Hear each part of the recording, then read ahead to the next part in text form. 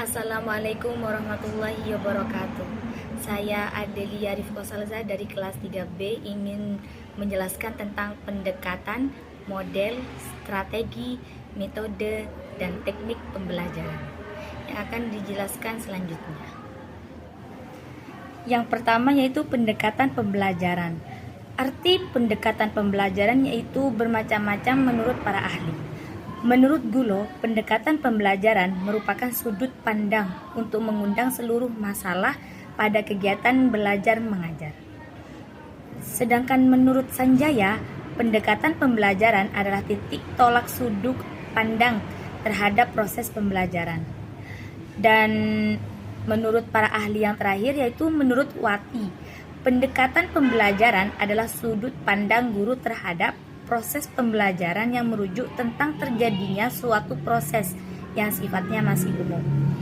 Nah, dari 3 pendapat para ahli yang tadi dapat disimpulkan bahwa pendekatan pembelajaran merupakan sudut pandang dengan rencana awal untuk melakukan proses pembelajaran sehingga dapat menerapkan perlakuan untuk proses belajar.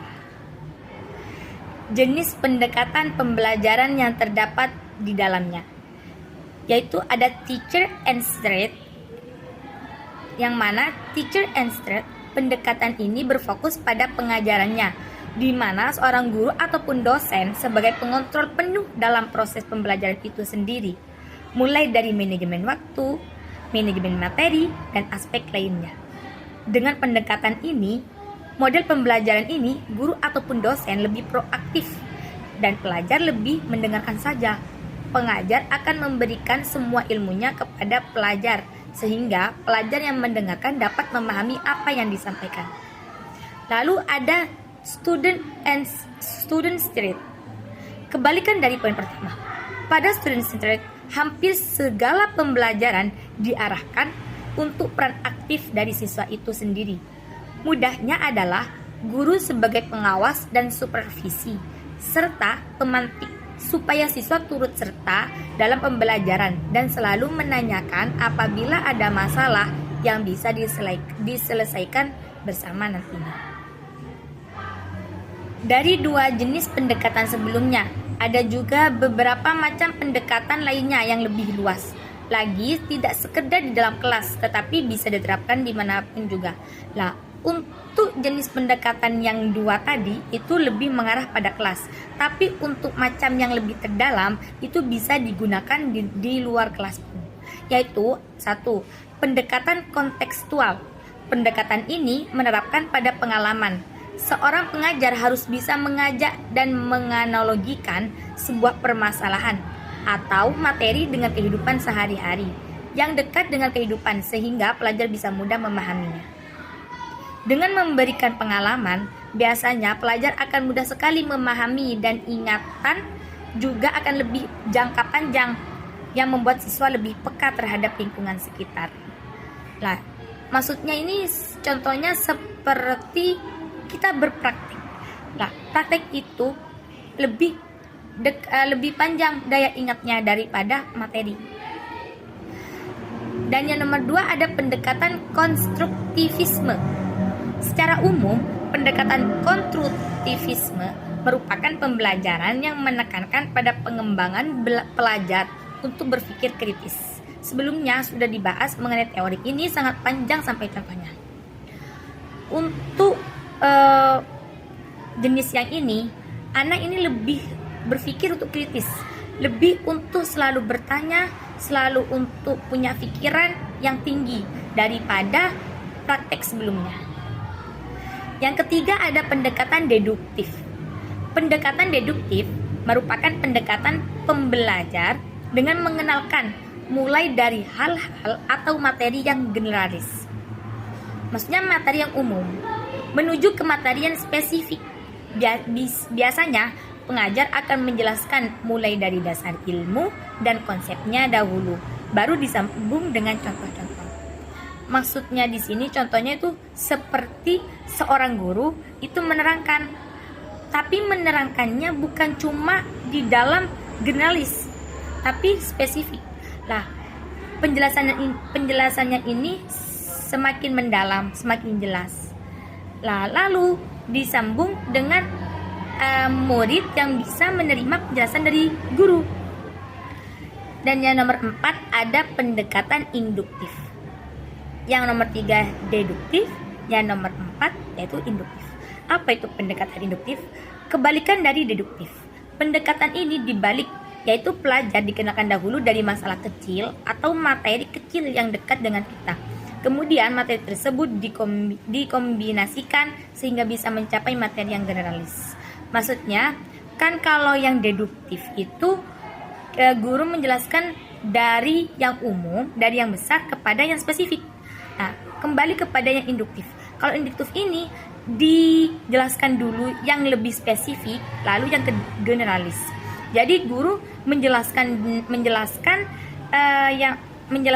yang spesifik dulu, yang dalam-dalamnya. Lalu guru itu akan menjelaskan lebih luas secara umum penjelasan yang ada itu.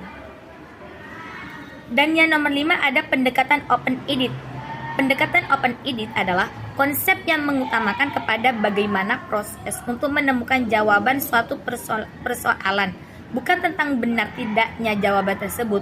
Biasanya pertanyaan yang diberikan sifatnya terbuka, sehingga tidak ada jawaban benar atau salah secara mutlak. Dengan pendekatan ini diharapkan siswa dapat lebih aktif dan berpikir dan menemukan jawaban. Dalam pendekatan ini, siswa itu ditekankan untuk lebih berpikir dan bertanya jawab. Maksudnya, ketika guru menjelaskan di tengah-tengah itu, siswa itu akan juga berpikir kritis dan melakukan pertanyaan sebagaimana di dalam pemikirannya siswa yang akan lebih mengetahui bagaimana dan bagaimana. Lah, pendekatan ini biasanya siswa tuh lebih aktif di kelas, bukan pasif. Yang nomor 6 ada pendekatan problem solving. Pengajar sering mengadakan studi kasus untuk mengajak siswanya memahami dan mau berpikir kritis atau studi kasus yang diberikan. Nantinya pola pemikiran dan pemahaman konsep bisa terbentuk sendiri dari hasil studi kasus dan diskusi. Seorang pengajar di sini sangat penting sebagai fasilitatornya. Dalam pendekatan problem solving ini, siswa itu dikenalkan sebagai problem, masalah. Nah, setelah siswa mengenal masalah atau kasus, nanti seorang guru akan memfasilitatornya dengan mengarahkan bagaimana menyelesaikan masalah atau kasus itu. Lalu, pelajar itu, siswa akan lebih bisa berpikir kritis dan akan bisa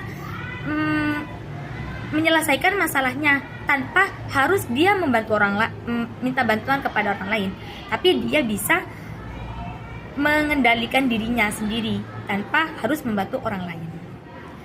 Selanjutnya kita beralih pada model pembelajaran. Sama seperti sebelumnya, seperti pendekatan pembelajaran. Dalam definisi model pembelajaran ada bermacam-macam. Para ahli mendapatkan definisi model pembelajaran. Saya mengambil 3 pendapat para ahli, yaitu menurut Arens, istilah model pembelajaran mengarah pada pendekatan tertentu terhadap instruksi yang terdiri dari tujuan, sintaks, pola urutan atau alur, lingkungan, dan sistem pengelolaan secara keseluruhannya. Selanjutnya yaitu menurut Adi, model pembelajaran merupakan kerangka konseptual yang menggambarkan prosedur dalam mengorganisasikan pengalaman pembelajaran untuk mencapai tujuan pembelajaran. Selanjutnya yang terakhir yaitu ada Trianto.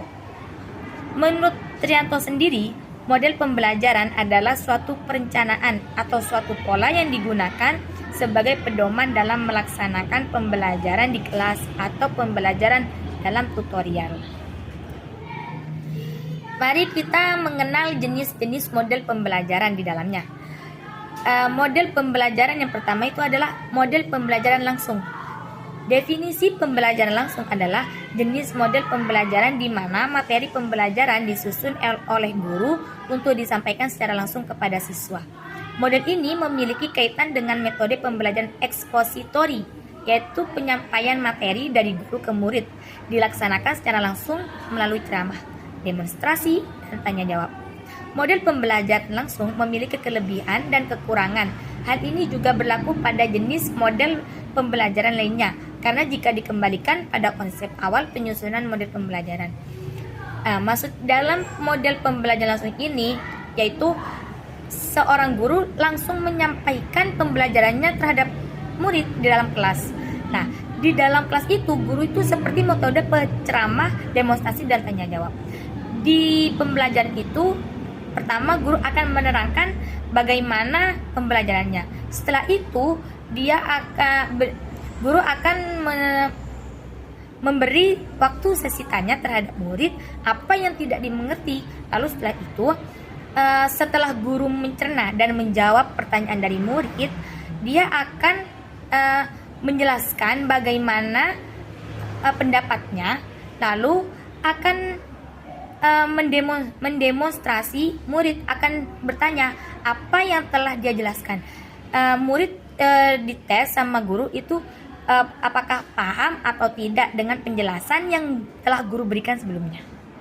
Yang kedua ada model pembelajaran berbasis masalah. Konsep ini memberikan siswa kesempatan untuk belajar dengan salah satu strategi pembelajaran, yaitu penyelidikan dan inquiry terhadap situasi masalah yang autentik atau terjadi di kehidupan nyata. Model ini mendorong siswa untuk menyelesaikan masalah menggunakan kemampuan nalar dan melatih kemampuan belajar secara independen. Maksudnya model pembelajaran berbasis masalah, di sini murid bisa mengajarkan, seorang guru bisa mengajarkan terhadap murid bagaimana menyelesaikan masalah yang baik dan benar. Selanjutnya ada model pembelajaran kontekstual. Model ini menekankan pada keterkaitan antara materi pembelajaran dengan kehidupan nyata. Kompetensi siswa dinilai berdasarkan kemampuan mereka dalam menghubungkannya, berfokus pada bagaimana cara siswa menggunakan pengetahuan baru mereka. Model ini lebih mementingkan strategi belajar daripada hasilnya, karena berkutat pada kedekatannya dengan kehidupan nyata. Umpan balik diperlukan untuk mengembalikan pada karakteristik model pembelajaran kontekstual ini. Maksudnya, dalam model pembelajaran kontekstual ini, murid itu pembelajarannya dikaitkan kepada kehidupan nyata. Maksudnya, pembelajaran itu langsung dipraktekkan apa yang ada dan nyata dalam kehidupan.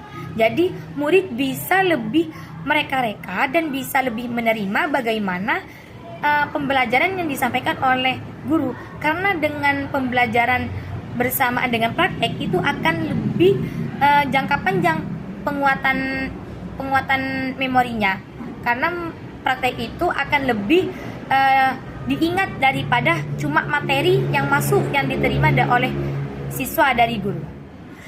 Selanjutnya ada model pembelajaran kooperatif. Pembelajaran kooperatif ini hampir sama dengan pembelajaran kontekstual dalam hal membuat siswa dalam bekerja sama dalam suatu kelompok. Hanya saja model ini lebih menekankan pada esensi kerjasama dalam pembelajaran. Meskipun begitu, model kooperatif ini penting dalam praktik pendidikan karena selain meningkatkan pencapaian hasil belajar, juga mengembangkan hubungan antara teman dan kelompok.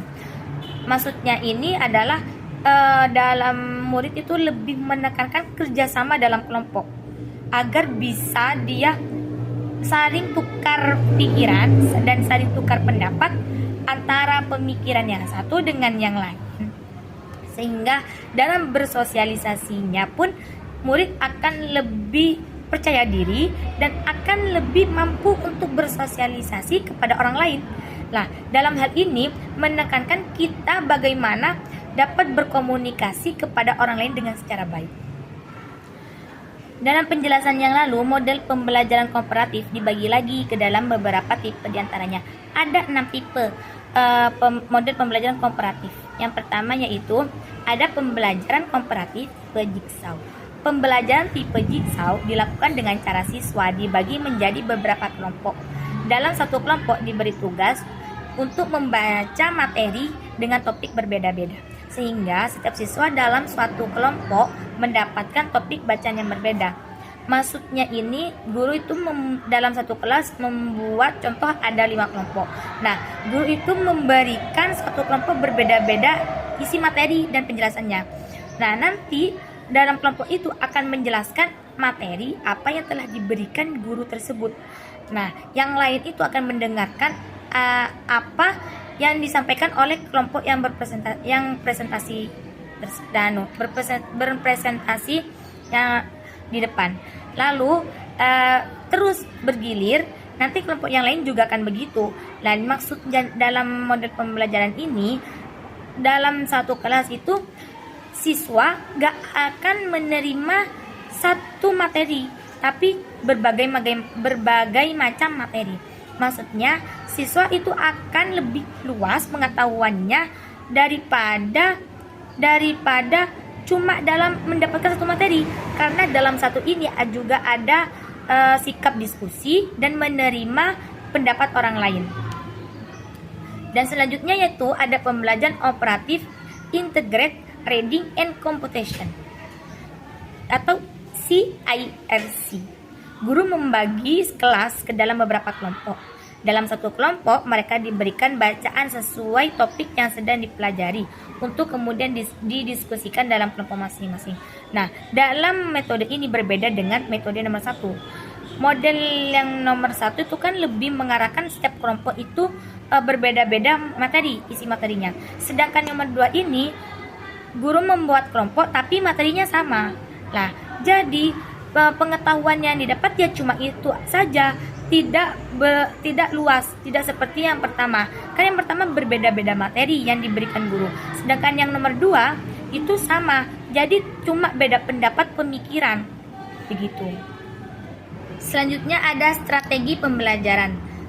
Maksud definisi strategi pembelajaran adalah sebagai perencana yang mengandung rangkaian kegiatan yang terbentuk dari sebuah tindakan atau rangkaian kegiatan yang terencana agar dapat meraih tujuan pendidikan tertentu. Mari kita mengenal jenis-jenis strategi pembelajaran. Jenis-jenis strategi pembelajaran yang pertama yaitu ada strategi pembelajaran ekspositori. Strategi pembelajaran ekspositori adalah strategi pembelajaran di mana guru memiliki peranan yang dominan, sedangkan siswa cenderung menerima dan mengikuti apa yang disajikan oleh guru.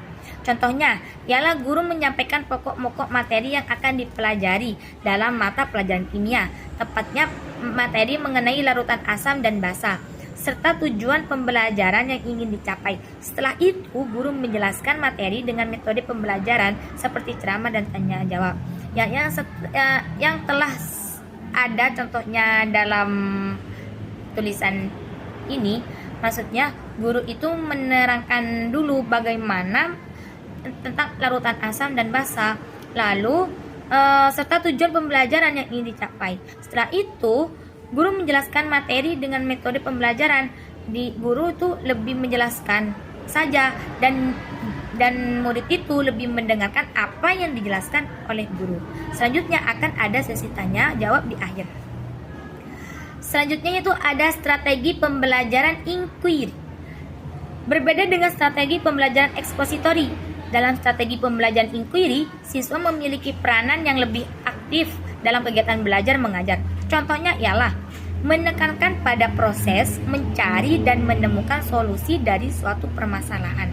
Untuk menerapkan strategi pembelajaran ini, maksudnya bapak atau ibu guru dapat memberikan gambaran besar lingkungan yang sedang dialami, misalnya masalah limbah. Setelah itu mintalah siswa untuk mengidentifikasi jenis-jenis limbah yang ada, lalu pilih salah satu dari jenis limbah tersebut untuk dibahas lebih lanjut. Maksudnya ini lebih kepada praktik. Seorang guru itu dalam pembelajaran dalam lapangan, lalu siswa itu meneliti bagian-bagiannya. Nanti hasil dari penelitian itu akan dijelaskan oleh siswa sendiri itu.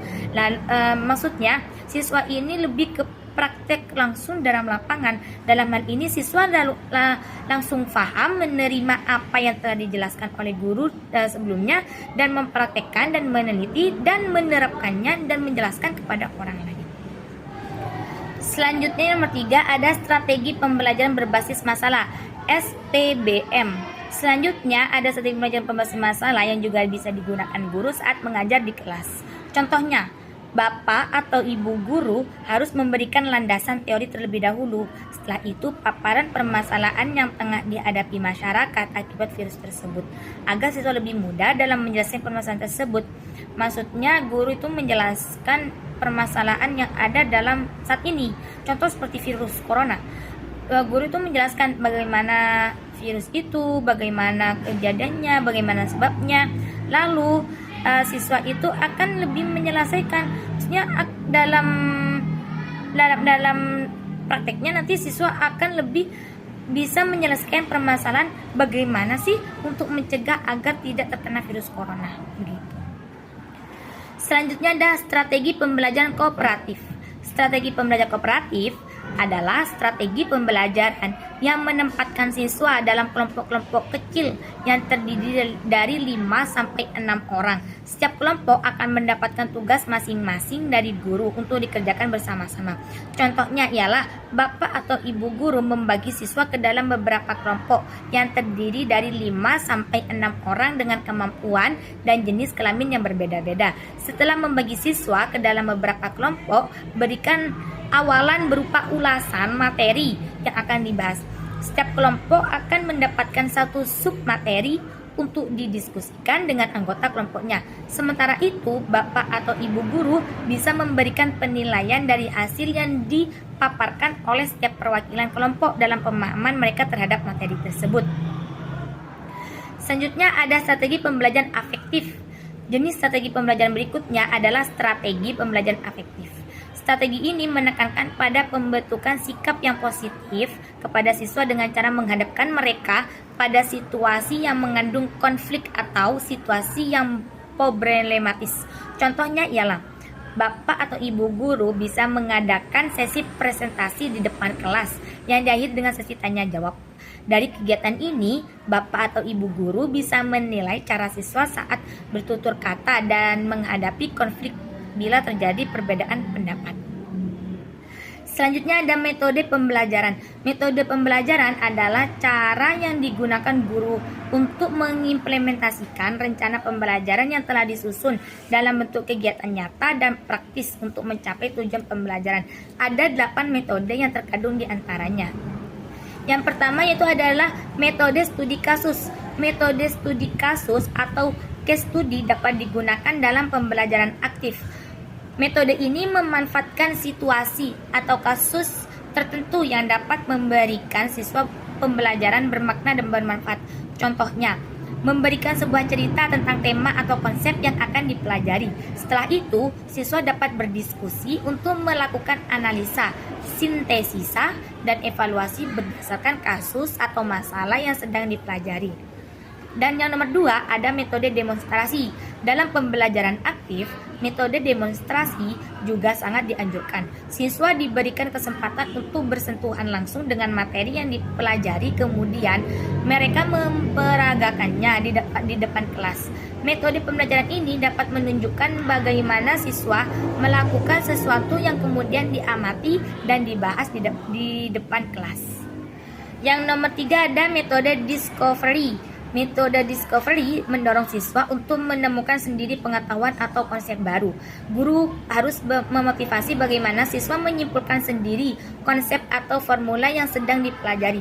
Contohnya, guru meminta siswa mengamati berbagai bentuk berpetualangan daun pada tumbuhan yang ada di sekitar rumah. Kemudian, mereka dapat menyimpulkan ada berbagai jenis petualangan daun pada tumbuhan. Dan yang nomor 4 itu ada metode jigsaw. Metode jigsaw ini menghendaki siswa untuk belajar dengan berkelompok. Guru dapat mendorong siswa untuk kerjasama dalam kelompok. Contohnya, setiap anggota kelompok mendapat tugas untuk memahami dan mendalami bagian tertentu dari tema yang dipelajari. Kemudian, setiap anggota kelompok menggabungkannya hasil belajarnya sehingga terbentuk satu pemahaman yang utuh. Jenis metode pembelajaran ini membuat siswa mendengar dan belajar satu sama lain. Dan yang terakhir ada teknik pembelajaran. Menurut Anthony menyatakan bahwa teknik pembelajaran adalah taktik dan cara yang digunakan oleh guru untuk mendapatkan hasil maksimum pada proses pembelajaran dengan waktu yang singkat. Dengan demikian, teknik pembelajaran adalah upaya mengefisienkan proses pembelajaran untuk hasil belajar yang maksimal. Macam-macam teknik pembelajaran. Yang pertama itu adalah teknik ceramah. Teknik ceramah adalah memberikan uraian atau penjelasan kepada sejumlah murid pada waktu dan tempat tertentu.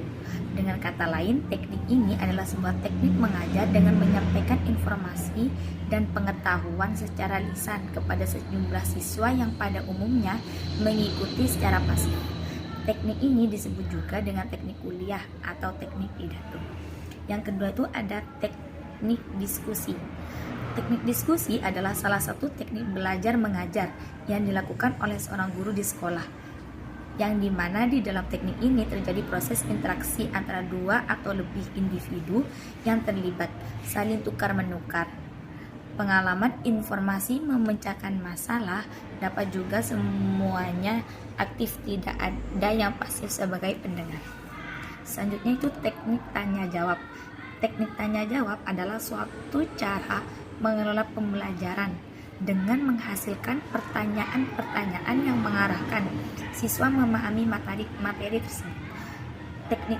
Teknik tanya jawab di sini akan menjadi efektif bila materi yang menjadi topik bahasan menarik, menantang, dan memiliki nilai aplikasi yang tinggi.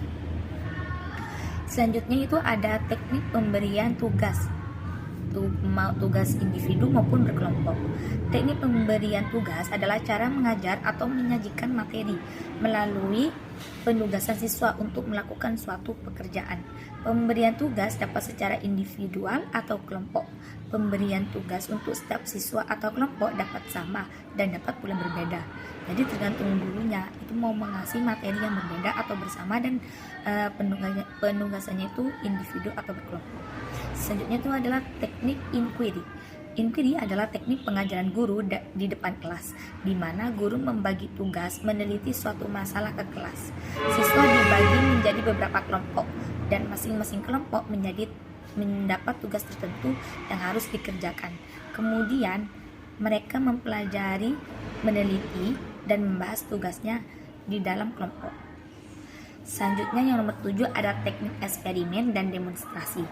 Teknik eksperimen merupakan salah satu cara mengajar di mana seorang siswa diajak untuk beruji coba atau mengadakan pengamatan, kemudian hasil pengamatan itu disampaikan di kelas dan dievaluasi oleh guru.